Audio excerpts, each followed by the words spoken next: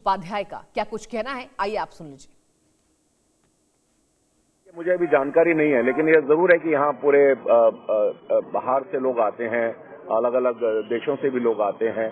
तो कौन थे उसकी जानकारी तो जब तक एक सूची हॉस्पिटल से या यहाँ से नहीं मिलेगी तब तक उसके बारे में मैं कह नहीं सकता हूँ। लेकिन हो सकता है कुछ लोग, हमको भी अभी दिखाई दिया कि कुछ लोग अभी थर्ड फ्लोर पर खड़े भी हुए हैं। लेकिन मैं फायर डिपार्टमेंट को जरूर ये कहना चाहूंगा, उनकी तत्परता को, और खास करके डिजास्टर मैनेजमेंट डीएम को। मेरे पास कॉल है, जिस समय मैंने उनको कॉल किया 8:51 पर पीसीआर की कॉल है। 9 बजे से ही यहाँ के डीएम ने, यहाँ के एसडीएम ने, यहाँ की पुलिस ने, यहाँ के फायर ने within no time, and specially BSES, अगर बीएसईएस ने ये डिस्कनेक्शन नहीं किया होता तो शायद ये डिजास्टर और बड़ा हो जाता है। स्थानीय लोगों ने भी जिस तरीके से यहाँ गद्दे वगैरह बिछा करके जो लोग जो सहायता कर सकते हैं वो बहुत ही दुखद है। लेकिन आगे इस तरह की घटनाएं ना हो, इसके बारे में प्रशासन को निश्चित रूप से कड़ी कार्रवाई, कड़ी से कड़े नॉर्म्स, उसके लिए बिल्कुल लापरवाही करने की आवश्यकता नहीं है, जिससे लोगों की जिंदगी किसी भी तरीके से खतरे में जाए।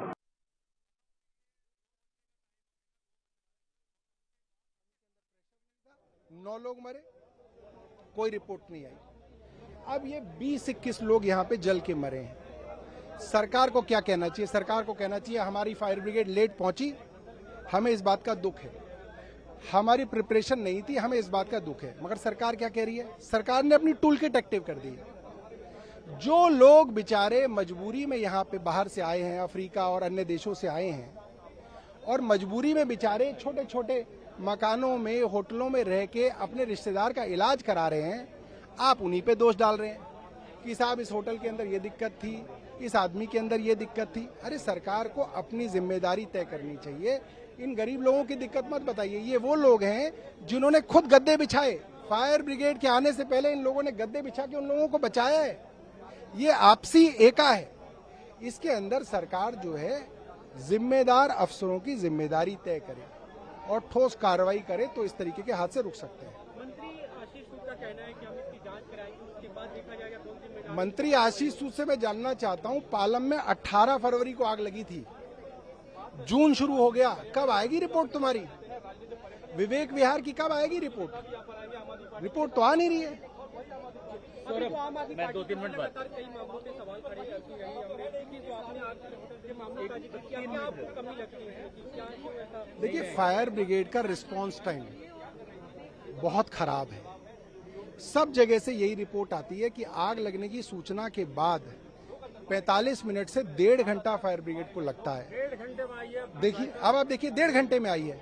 मगर आशीष सूद ये बात नहीं करेंगे। आशीष सूद कहेंगे नहीं, जो गरीब मरा है ना उसी पे दोष डाल दो, तो ये गलत है। भतीजों ने गद्दे बिछाए, देखिए, देखिए सरकार एक नंबर की झूठी है, सरकार झूठ बोलती है, आशीष सूद झूठे हैं। From his phone. These are some visuals that was happened there. This is the before and after. As of now, the DFS have been saying that they've successfully doused the fire off, but there are still many casualties have been reported so far. As of what we are getting to know from our latest information, to the fact that more 20 people have been unfortunately also taken at this point of time who've had severe casualties, and there are injured people also taken to several hospitals. And clearly, this is some major, problems that are happening here. What we spoke to Asif, who's an eyewitness, he also said that there were apparently 4 floors that they had permission for, but another 1 floor additional was unauthorized. And there are several such buildings where that was unauthorized. There is some visuals here also. You can see ladders have been there. They're trying to, people who are trying to come down from the stairs at that point of time. This is the visuals that Asif has taken from his phone, and this is what we are trying to show you. And even DCP Mittal has also stated that more than 40 people have been rescued. 21 people unfortunately lost their lives itself. And we will try to talk to more such people. आप भी एक आई witness थे जी, आपका नाम क्या है? मंसूर। मंसूर जी, क्या देखा आपने, थोड़ा बताइए। हमने आसिफ जी से बात किया, वो भी यहाँ थे, आपने क्या देखा थोड़ा बताइए। मेरा घर सामने ही है। 8 बजे हमें पता लगा था कि आग लग रही है, तो उसके बाद हमने देखा कि नीचे आके देखा तो आग लग रही थी। तो जितने भी शीशे थे इसमें टफन ग्लास थे, टफन ग्लास की वजह से बहुत टूट नहीं पा रहे थे। तो बाहर से हमने फिर पत्थर मार के वो तोड़े हैं। सेकंड फ्लोर पे जो था, एक पहले जो इंडियन था वो कूद गया था, फिर दूसरा इंडियन कूदा था, फिर उसके बाद मोस्टली जो थे थर्ड फ्लोर फोर्थ फ्लोर पे सब फॉरेनर थे, जो फॉरेनर थे। फिर उसके बाद जब देखा सेकंड फ्लोर थी वो कूद रहे, उनके चोट लग रही है, तो फिर हम लेमन ग्रीन होटल जाके वहाँ से गद्दे लेके आए थे। वहाँ से गद्दे लाए, फिर वहाँ से गद्दे लाने के बाद कि नीचे गद्दे इतने लगा दिए कि कोई ऊपर से कूदेगा उसके चोट ना लगे। थर्ड फ्लोर के शीशे तोड़े, वहाँ से फिर जो है निकलने शुरू हुए। तो इसके अंदर बेस्ट जो था कि हमारा जितना भी हमने करा था, किसी को उस टाइम पे चोट नहीं आई थी गद्दों की वजह से। हाँ, इसमें एक चीज़ है, कांस्टेबल दिनेश आए थे, सिविल में थे वो। उन्होंने सेकंड फ्लोर पे हमारे साथ आके उन्होंने जीना लगाया, सेकंड फ्लोर से उन्होंने 3 लेडीज़ों को रिकवर करा था। अच्छा, ये बता रहे कि 21 लोगों की मौत हुई और 40 लोगों को रेस्क्यू किया गया, क्या अपडेट क्या है, क्या देखा आपने, और कितने मंजिल का फ्लोर है ये? आज से बता रहे 4 + 5 1, मतलब 5 फ्लोर का मंजिल है। ग्राउंड फ्लोर, अपर ग्राउंड, और उससे वो लगा के 4 है। अगर देखा जाए तो 6 फ्लोर है ये। जी। और ये क्या अनऑथोराइज है या वैध है? ये परमिशन का तो पता नहीं कि है नहीं है इसका होटल का। और इसमें सबसे मेन जो कमी थी इसके अंदर ये थी कि इसकी जो मेन एंट्री है वो चैनल वाला गेट है इलेक्ट्रॉनिक। जैसे आग लगी, आग लगते के साथ इलेक्ट्रिसिटी कट गई थी, तो इलेक्ट्रिसिटी कटने के बाद तो वो गेट किसी भी काम का नहीं था, और कोई नीचे आना भी चाहा था जो चिल्ला रहे थे वो निकल नहीं पाया। वो गेट ही नहीं खुला तो कहाँ से निकलता वो? जी।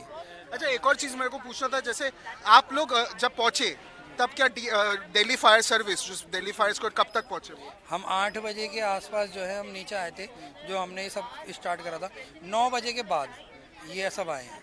हमने सब फायर ब्रिगेड को, पुलिस को, सबको कॉल करा था, किसी का कोई रिस्पांस नहीं था। फिर उसके बाद जो है ये 9 बजे के बाद आए हैं। इतना 1 घंटा बाद? 1 घंटे बाद। अगर ये पहले आ जाते जिस टाइम पे कॉल की गई थी, 10 से 15 मिनट, आधा घंटा भी, कि शिवालिक में भी इनका एक बूथ है, अगर वहाँ से एक गाड़ी भी भेज देते तो आग पे काबू हो जाता। मतलब इतने लोगों की मौत नहीं होती। आधे से ज़्यादा तो दम घुटने से मरे हैं। तो ये बेसिकली क्या है? ये रेस्टोरेंट है, होटल है, पीजी है, गेट टू गेट जहाँ लोग बात करते हैं, बैठते हैं? ये जो ग्राउंड फ्लोर है उस पे तो ये है रेस्टोरेंट, जो कोई भी जा सकता है। लेकिन जो उससे ऊपर जो है वो होटल है, मेन होटल है। जो जितने भी ये फॉरेनर आते हैं, जो ट्रीटमेंट कराने आते हैं अपना मैक्स में, तो उनकी ये जैसे अपना ये पर डे के हिसाब से फर्निश्ड रूम होते हैं ना, वो होटल वाले वो हैं ये। तो अभी क्या सिचुएशन क्या है? क्योंकि काफ़ी लोगों को रेस्क्यू किया गया है, काफ़ी लोगों की मौत हो गई, आप लोग सुबह से यहाँ लगातार हो, पुलिस क्या कह रही है, डीएफएस फायर सर्विस क्या कह रही है? देखो, फायर सर्विस वाले बता नहीं रहे, लेकिन जैसे हम शुरुआत में खुद अंदर गए थे तो बेसमेंट से जो रिकवर हुए थे तो उनके कहा था बेहोश हैं, और वो हॉस्पिटल पहुंचे। अब उनका ये पता नहीं, इन्होंने तो बेहोश बता दिया था कि वो डेड भी हैं। उसके बाद जब 2 बॉडी बिल्कुल जली हुई आई हैं, तो उसके बाद से इन्होंने जो है ना फिर लोकल पब्लिक को हटाना शुरू कर दिया। कोई बैरिकेडिंग नहीं थी, या 2 बंदे जो जले हुए दिखे हैं, उसके बाद से इन्होंने जो है लोकल बंदे को अंदर जाने। जब आप पहुंचे तो अब कितने लोग वहाँ मौजूद थे आपके अलावा?